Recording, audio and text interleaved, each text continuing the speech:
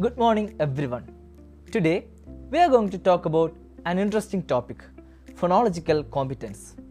Now, what does this mean? Phonological competence is simply our underlying knowledge of the sound system of a language.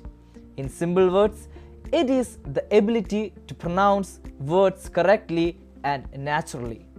It's not only about producing sounds but also about understanding the way others pronounce them. It includes many important skills. For example, how we interpret another speaker's phonetic realization. That means how we understand their way of pronouncing words. It also includes knowing where to place stress in words, how to use correct intonation patterns, and of course, how to interpret those patterns when we hear them. Why is phonological competence important? Because it plays a great role in foreign language learning. When we develop these competences, we build a strong foundation in pronunciation. This supports all types of speech activities: speaking, listening, reading, and even writing. In short, phonological competence is a key part of developing communicative competencies in any language. Welcome to today's session. In this class, we are going to learn about some important phonological features in English. We will explore how speech works, how spelling and pronunciation are related. Let's begin. Before that, we have to talk about the speech mechanism, the way our body produces sounds for spoken language.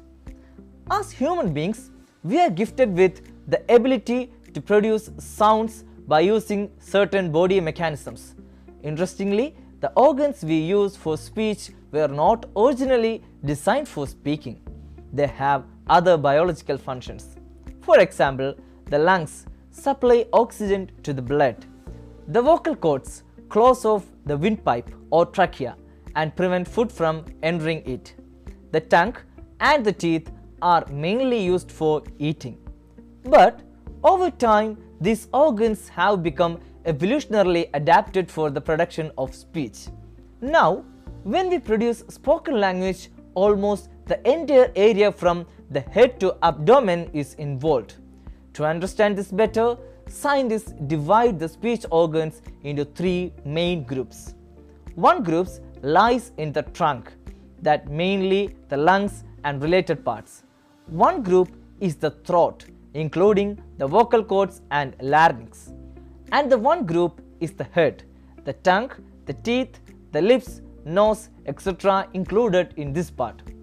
These three groups together form speech mechanism, which makes communication possible. Now we are going to learn about the organs of speech and how they help produce language. As I told you earlier, there are three main systems that works together. The first one is called the respiratory system, the second one is phonatory system, and the third one is the articulatory system. Now, let's begin with the respiratory system, which is the very foundation of speech. This system is made of three main parts: the lungs, the bronchial tubes, and the trachea, also called the windpipe. The lungs. Think of the lungs as the engine of our speech. They are two large sponge-like organs in the chest. Their main biological job is to supply oxygen to the blood and remove carbon dioxide. But for speech, the lungs serve a second role. They became the main source of power. When we breathe in, the lungs will fill with air, and when we breathe out, the air is pushed upward through the windpipe. That outgoing air is what provides the energy for our voice. The bronchial tubes. The bronchial tubes act like pipelines. They connect the lungs to the trachea and allow air to pass smoothly upward. Without these tubes, the air would not flow effectively and we wouldn't be able to produce speech. Next, we have the trachea. This is a strong but flexible tube that carries air from the lungs towards the larynx, also called the voice box. So, now we have a question. Why is the respiratory system is so important. Every essential sound in English and in most language is produced with pulmonic air, which simply means the air pushed out of the lungs. Without this airflow, the vocal cords in the larynx cannot vibrate and no voiced sounds can be made. The amount of air we push out controls how loud we sound. More air pressure makes our voice louder. Less air pressure makes it softer. And not only that, the way we release air also affects the rhythm, stress and intonation of our speech. So, to put it simply, the respiratory system provides the power, just like fuel powers a car. The lungs power our speech. Without it, speech cannot be even possible. Now, let's move on to the second system that plays a vital role in speech, the phonatory system. The system is located in the larynx, which is also commonly known as the voice box. In adult males, the larynx can be often seen from the outside, what we call the Adam's apple. Inside the larynx, we have two important structures, the vocal cords or vocal folds. These are flexible bands of muscle and tissues. When air from the lungs passes through them, the vocal cords begin to vibrate. This vibration is what produces the sound of our voice. Now, between these vocal cords, there is a small opening called the glottis. The glottis plays a key role in controlling sound production. When the vocal cords are wide apart, air passes freely without vibration and no voiced sound is produced. But the cords come close together, the air pressure from the lungs forces them to vibrate, creating sound. The pitch of our voice depends on how fast these vocal cords vibrate. Faster vibration gives higher pitch, while slower vibration produces lower pitch. Similarly, the loudness of our voice depends on the amount of air pressure from the lungs. More pressure means a louder sound.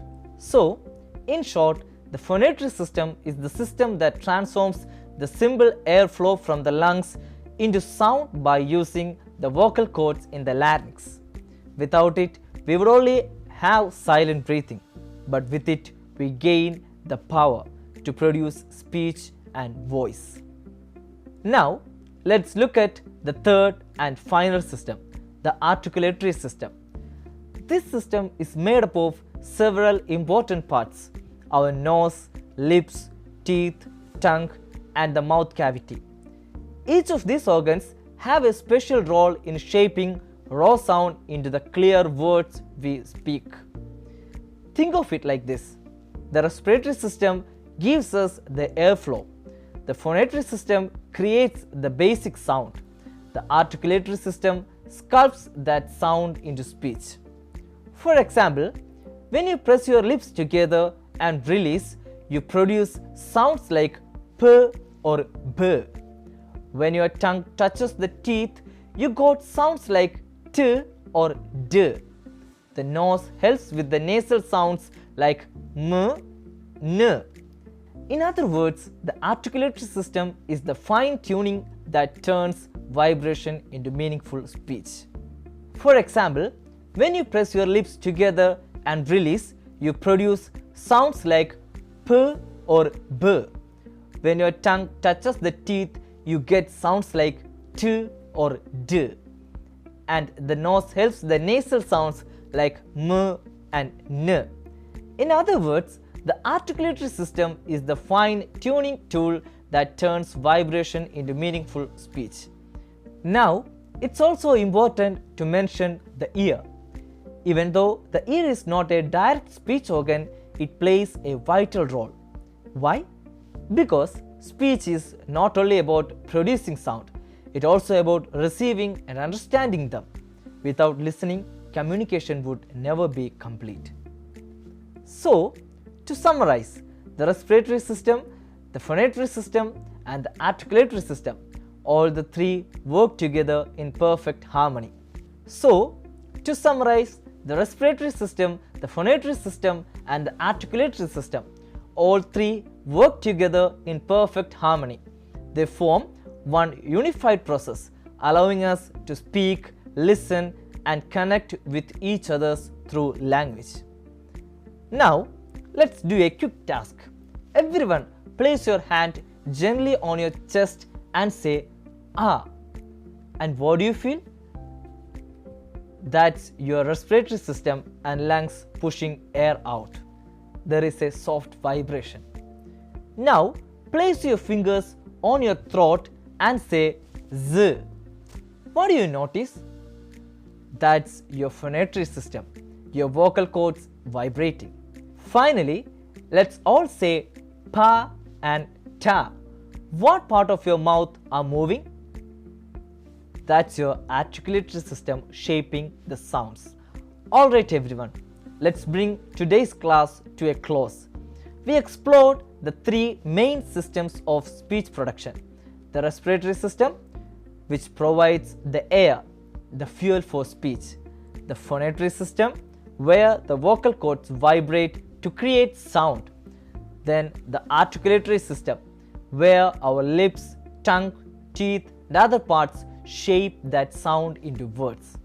Together, these systems work like a team. If even one is missing, speech would not be possible. And remember, speaking is not just about producing sounds. Listening is equally important because communication is a two-way process. Next time you talk, pause for a second and think about how amazing your body is, how it's performing a perfect coordination between air, voice, and articulation, just so you can share your thoughts with the words. Thank you so much for listening to me patiently.